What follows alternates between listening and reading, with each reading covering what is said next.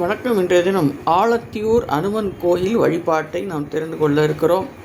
கேரள மாநிலம் திருத்தூருக்கு அருகில் உள்ள அனுமன் தலம் ஆலத்தியூர்.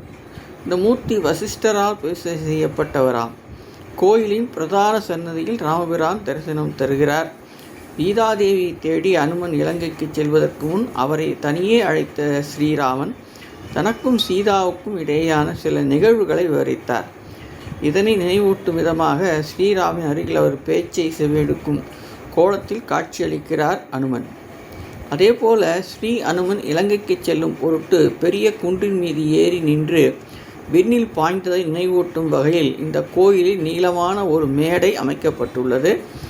அதையொட்டி சமுத்திரத்தை குறிக்கும் வகையில் கருங்கல் பீடம் ஒன்று உள்ளது. இந்த ஆலயத்துக்கு வரும் பக்தர்கள் ராமபிரானையும் அனுமனையும் தரிசித்துவிட்டு இந்த நீல மேடையின் மீது ஏறி நின்று கருங்கல் பீடத்தை தாண்டி தரையில் குதிப்பதை ஒரு சடங்காக செய்கின்றார்கள் என்பதை தெரிந்து கொண்டோம்.